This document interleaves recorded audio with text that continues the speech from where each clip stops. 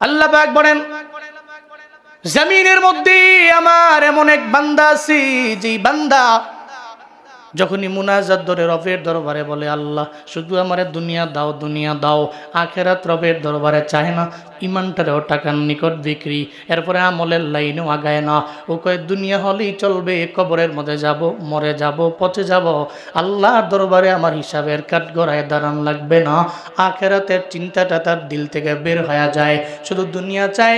আল্লাহ কয়, আমি আল্লাহ দুনিয়া দিলেও দিতে পারি, আবার না দিলেও আমি আল্লাহ না দিতে পারি, তবে সাবধান, তুমি দুনিয়া চাইয়া আখিরাতে হারাইও না, বরং রবের দরবারে এভাবে বলো, রব্বানা আতিনা ফিদ দুনিয়া হাসানা। এক নম্বরে রবের দরবারে বলো, আল্লাহ গো তুমি আমারে দুনিয়াতে কল্যাণ দাও, ওয়াফিল আখিরাতি হাসানা, আমারে আখিরাতে কল্যাণ দাও, ওয়াকিনা আযাবান নার, তুমি আমারে জাহান্নামের আযাব থেকে বাঁচাও। আল্লাহর দরবারে চাইলেন দুনিয়া, আবার চাইলেন আখিরাত, আবার জাহান্নামের আযাব থেকে রবের দরবারে পানা চাইলেন। আল্লাহ কয়, ও গোলাম তুই আমার দরবারে দুনিয়া চাইলা, আমি আল্লাহ তোরে দিতে পারি, অথবা না দিলে তুই পাবি না, কিন্তু রবের দরবারে দুনিয়া চাইলা, আখিরাতও চাইলা, আবার জাহান্নামের আযাব থেকেও মুক্তি চাইলা, শুনে নাও, আমি আল্লাহ তোমার দুনিয়াতেও কল্যাণ দিব, আখিরাতেও কল্যাণ দিব, জাহান্নামের আযাব থেকেও আমি আল্লাহ তোমারে বাঁচাবো। চিল্লায়া পড়া যাবে কি সুবহানাল্লাহ। ইন্নাল্লাযীনা আমানু ওয়া আমিলুস সলিহাতি কানাত লাহুম জান্নাতুল ফিরদাউসি নুজুলা খালিদিনা ফিহা লা ইয়াবগুনা আনহা হিওয়ালা। আল্লাহ পাক বলেন, দুইটা গুণের বিনিময়ে বান্দাকে আমি আল্লাহ জান্নাত দিব। জান্নাতুল ফিরদাউস বানাইলাম দুই গুণের গুণান্বিত বান্দার জন্য। নাম্বার 1 হলো ঈমান, 2 নম্বরে নেক আমল। এই দুইটা গুণে যেই বান্দা গুণান্বিত হয়ে যাবে, এদের শোনায় দেও জান্নাত আমি আল্লাহ এদের জন্য বানাইলাম, নির্ধারণ করলাম। জুনায়েদ আল হাবিব বলে না, চিল্লা বলেন ঘোষণাকার। নাম্বার 1 লাগবে ঈমান, এরপর ঈমানের পরে নেক আমল। এই দুইটা গুণের কারণে আল্লাহ বলেন, আমি আল্লাহ তারে জান্নাতে দিয়া দিব। এই জন্য মুমিনের কাছে ঈমানটা এত পরিমাণে দামি, ও টাকার নিকট ঈমানরে বিক্রি করে দেয় না। হযরতে বিলাল রে এত মারে উমাইয়া, এরপরেও আহাদ শব্দ কেন বলে জানে, এর ডেস্টিনেশন হলো মাওলার জান্নাত। দিলের মধ্যে ধারণ করে নিল, ঈমানের বিনিময়ে জান্নাত আমি পাবো।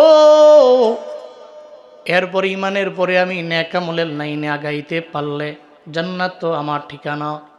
আর যেই জান্নাতের জন্যই নামাজ পড়ি, রোজা রাখি, আমল করলাম, সব করি, কষ্ট করি, শ্রম দেই জান্নাতের জন্য, জমিনের মধ্যে কাজ করি দুইটা কারণে, হয় লাগবে আমার দুনিয়া, আর না হয় লাগবে আমার আখিরাত। সকাল 8টা বাজে গিয়া রাত 8টা বাজে আপনি গার্মেন্টস থেকে বের হলেন, এত কষ্ট কেন? কয় মাসটা ঘুরা গেলে কিছু টাকা আসবে, এটা দিয়ে আমি আমার জীবিকা নির্বাহ করব, আমার সংসার আমি চালাবো। এরপরে আবার আপনি নামাজে যান কেন? কয় দুনিয়া তো পাইলাম কষ্টের কারণে, এখন তো লাগবে আমার আখিরাত, এই কারণে আখিরাতের জন্য ফজরে গেলাম, আখিরাতের জন্য জোহরে গেলাম, আখিরাতের জন্য আসরে গেলাম, আখিরাতের জন্য মাগরিব পড়লাম, আখিরাতের জন্য আমি এশা পড়লাম।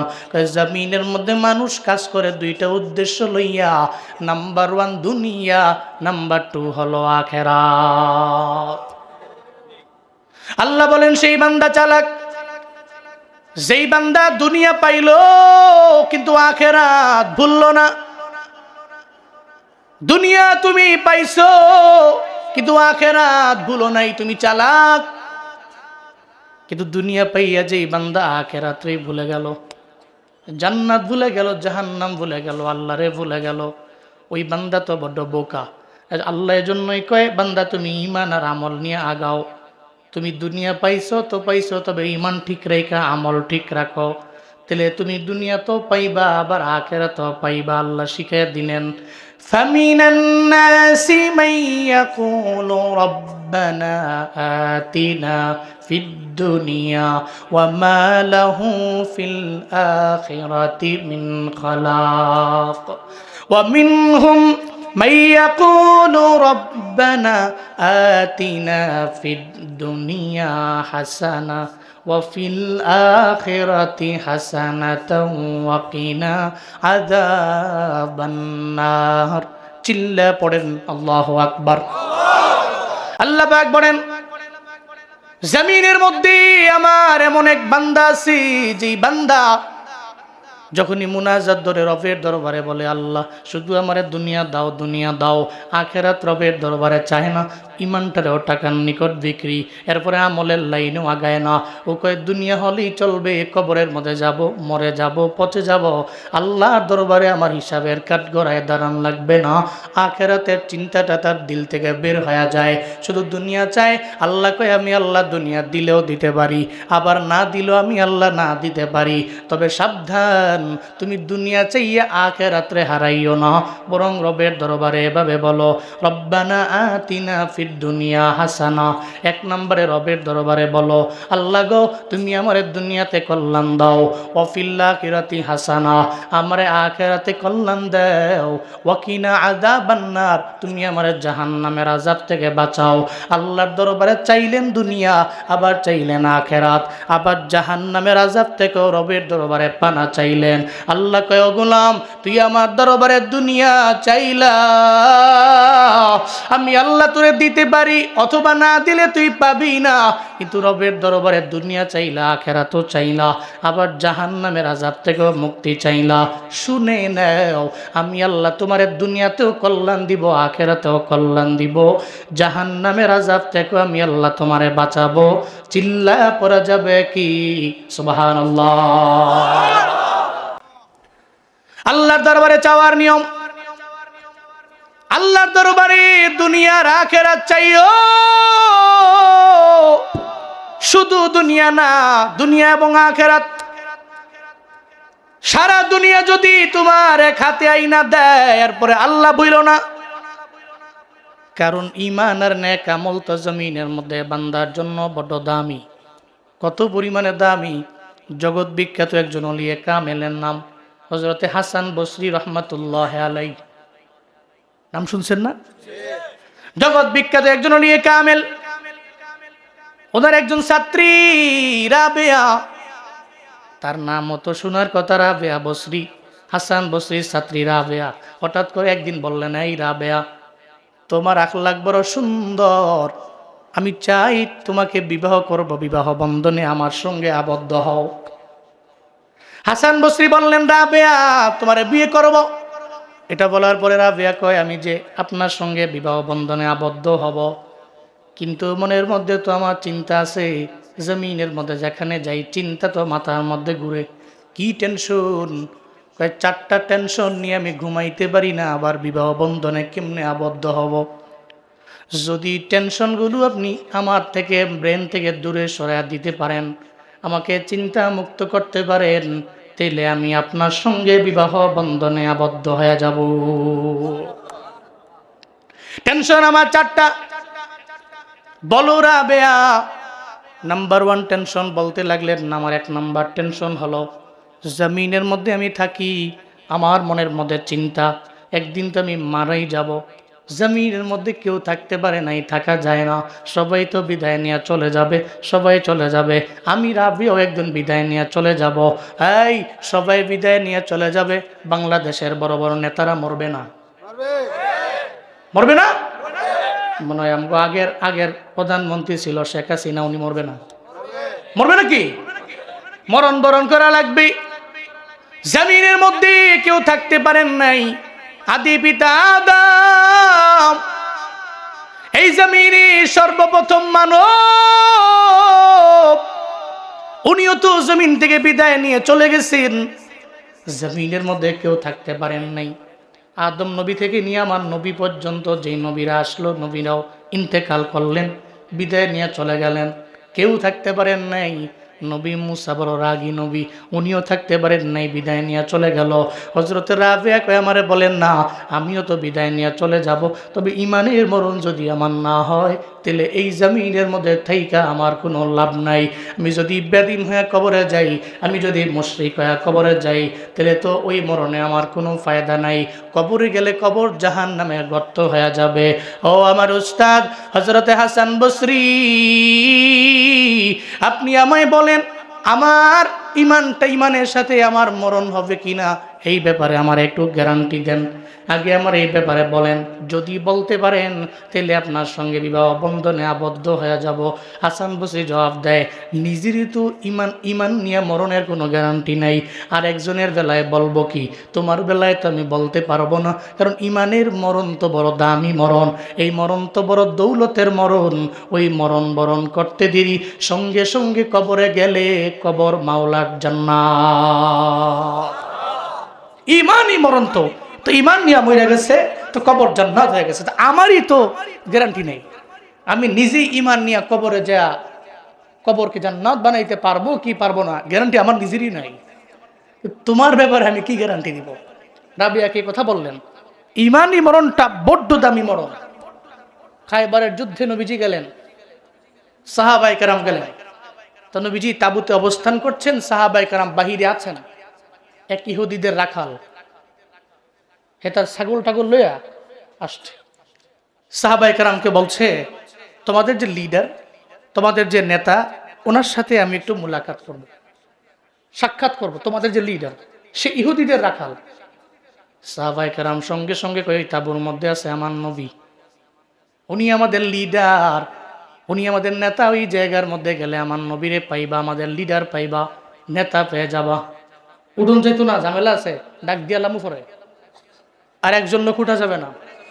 এতক্ষণ কিছু কইছি না, মনে করছে অন্য হুজুর, মুশকিল। পরে লইয়া একবার স্টেজে লইয়া ফেরুন করে, পরে ওই মাইক দিয়ে আল্লাহ বুকের লিখে যাবো, ঠিক কিনা? হ্যাঁ, বসেন, জোরে কোন মারহাবা, কোন সুবহানাল্লাহ, জোরে আলহামদুলিল্লাহ, আরো জোরে চিল্লে আল্লাহু আকবার। বলতে লাগলেন যে তাবুতে নবীজি আছে। এটা বলার পরে ইহুদিদের রাখাল কয়, মজা করো আমার লগে, আমি গরিব মানুষ দেখে, এত বড় একজন লিডার, তুমগো নেতা সাধারণ একটা তাবুর মধ্যে আছে, কি মজা করতেছো নাকি? সাহাবায়ে কেরাম বলে, আমরা মজা করি না। ইমানদারদের নেতারা এমন হয়, প্রজারা যেমনে থাকে নেতাও তো সেমনি থাকে। সবার বেলায় সমতা বজায় রাখতে পারে, একজনের বেলায় এক আর একজনের বেলায় আরেক। জীবনও কোনো দিন কোনো ইমানদার নেতা করতে পারে না। মুসলিমদের নেতা হবে ইমামে আদেল, ও তো হবে ন্যায় বিচারক। ভোটের আগেও যা, পরেও হবে তা। আগে যেমনি বলবে পরেও সেমনি করবে। আগে মুসাফা করলে মনে হয় হাতটা কুলবালিশের নেয়, পরে আবার ওই হাত দিয়েই জনগণের পিঠের মধ্যে থাপ্পড় মারে। এমন নেতা আছে না? না, কথায় আর কাছে কোনো মিল নেই। আমাদের নেতারা হবে হযরতে ওমরের মতো, যেমন লিডার ছিলেন ইমামে আদিল। এদের মনের মধ্যে চিন্তা হইল, আমি ইমামে আদেল হইয়া হাসরের ময়দানে আরশে মুআল্লার নিচে আল্লাহর পক্ষ থেকে আমি ছায়া পাবো। যে হাসরের ময়দানে কোনো ছায়া নাই, মদিনার নবী আগেই বলেন নাই, ওই যুবক যাবে যেই যুবক যৌবনকালটা ইবাদাতের লাইনে কাটাইল। এদের কথা নবী আগে বলেন নাই। আল্লাহর নবী এক নম্বরই বললেন ইমামে আদেল, সাবাতুন ইউযিল্লুহুমুল্লাহু ফি যিল্লিহি ইয়াওমা লা যিল্লা ইল্লা যিল্লুহু। হাসরের ময়দানে 7 শ্রেণীর বান্দারে আল্লাহ মায়া করে আরশে মুআল্লার ছায়া রাখবে। এর মাঝে নাম্বার 1 ইমামে আদেল, যেই নেতা আদালত কায়েম করে, ইনসাফ কায়েম করতে পারে। কিন্তু আমাদের সমাজে তো বিচার নেই। বড় লিডার, বড় নেতা, উনি গার্মেন্টসের বড় মালিক, ওনার পরিচিত হইলে বিচার করে আর এক, আরেক, পরিচিত না হইলে বিচার করে আরেক। এই ধনির পোলার বেলায় কোনো বিচার নাই, ধনির পোলার বেলায় একানাও করে না। গরিবের পোলা সে অন্যায় করলো, ও তো দিন আনে দিন খায়, ডেল এবার দিন মজুর মানুষ। গরিবের পোলার বেলায় বিচার ছাড়ে না, ধনির পোলার বেলায় করে না। চিল্লা বলেন না সেনা না। মুসলিম দেশ শাসকরা এমন হয় না। ভারতবর্ষের দিল্লি সালতানাতের প্রতিষ্ঠাতা হযরত কুতুবউদ্দিন আইবেক রহমাতুল্লাহ আলাইহি রণকৌশলী ছিলেন, বড় দামি লোক ছিলেন কুতুবউদ্দিন আইবেক। কুতুবউদ্দিন আইবেকের সামনে উনি একদিন সিংহাসনের মধ্যে বসে রইলেন। ওনার সামনে একটা মহিলা, হিন্দু মহিলা, বৃদ্ধা মহিলা ওনার সামনে চলে আসলো। আয়েশা বলল, কুতুবউদ্দিন, আপনি তো আমাদের লিডার, আমার দেশের বড় রাজা, আপনার সঙ্গে কথা বলার মতো ওই সামর্থ্য আমার নাই, ওই জ্ঞানও আমার নাই, বলতে পারি না। গ্রামের একজন সাধারণ মহিলা আমি, আবার বৃদ্ধা নারী, আপনার দরবারে আমি চলে আসলাম। কুতুবউদ্দিন আইবেক কয়, চিন্তা করো না, আমরা মুসলিমদের লিডার, অন্যের বেলায় যেমনি কথা শুনি তোমার বেলাও সেম একই রকম শুনবো, তুমি আমায় বলো।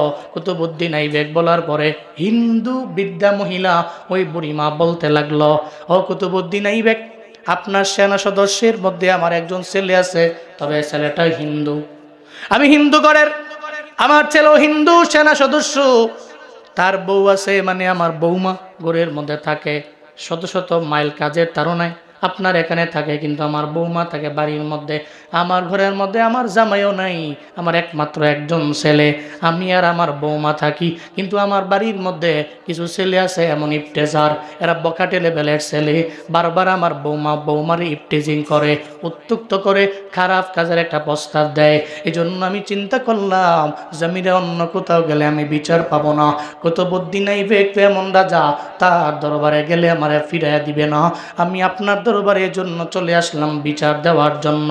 আমি আপনাকে বলে গেলাম, আমার বৌমাকে প্রটোকল দেওয়ার দায়িত্ব তো আপনার, যেহেতু আমি আপনার প্রজা, আপনি হলেন আমাদের রাজা। কুতুবউদ্দিন আইবেক অসুবিধা নাই, তোমার বৌমার প্রটোকলের দায়িত্ব আমি নিজেই নিয়ে নিলাম। মহিলা কয়ে, মুখে বললে হবে না, শুনুরি কুতুবউদ্দিন,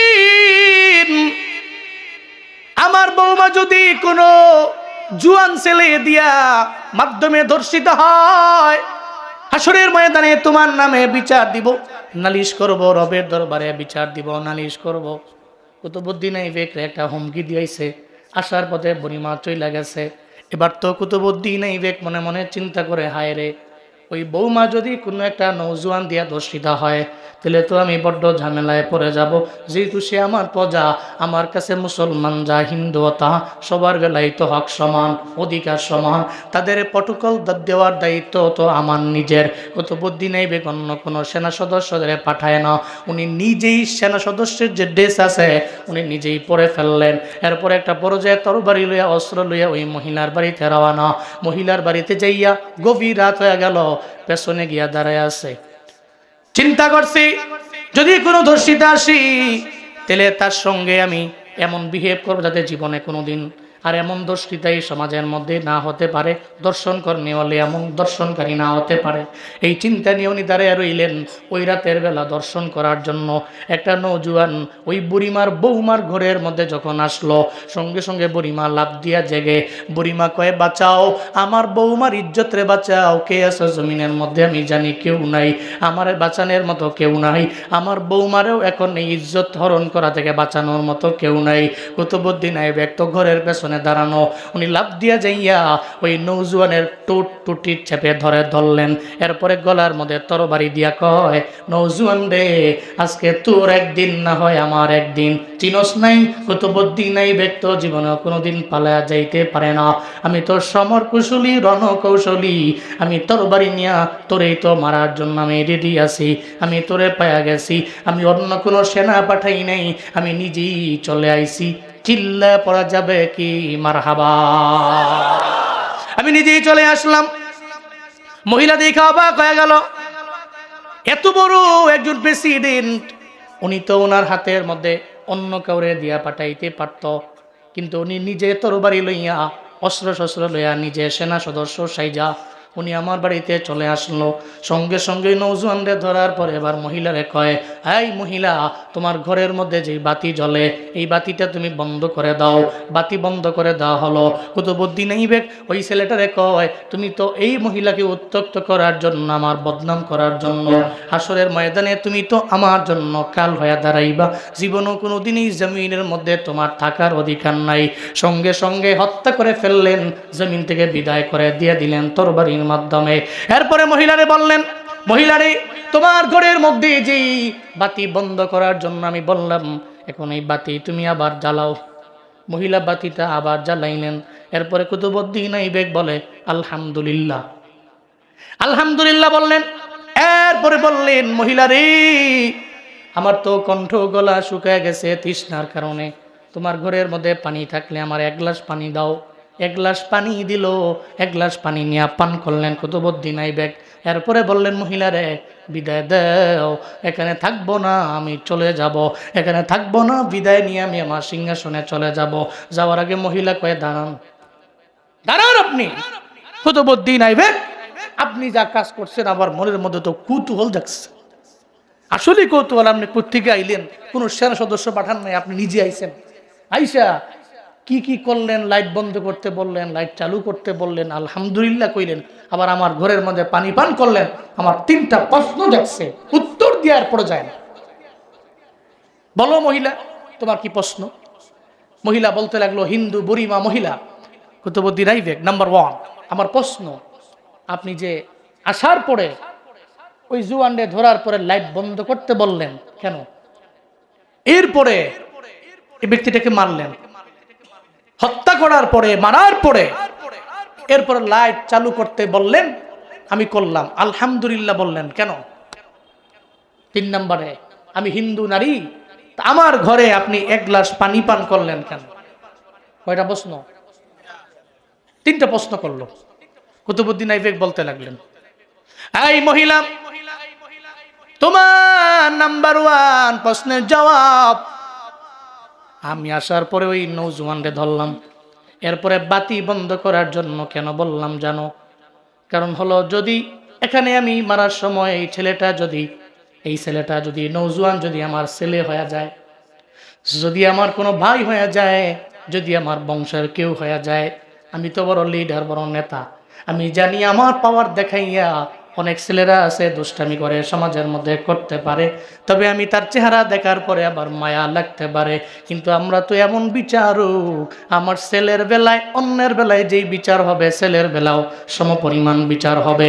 অন্যের বেলায় যেই বিচার হবে, আমার পোলার বেলায়, আমার ভাইয়ের বেলায়, আমার বংশের লোকের বেলায় সেম পরিমাণ বিচার হবে। কারণ এই আদেশ তো অন্য কেউ দেয় নাই, কোরআনে আদেশ দিয়েছেন কি? وَإِذَا حَكَمْتُمْ بَيْنَ النَّاسِ أَن تَحْكُمُوا بِالْعَدْلِ, চিল্লা পড়েন আল্লাহু আকবার।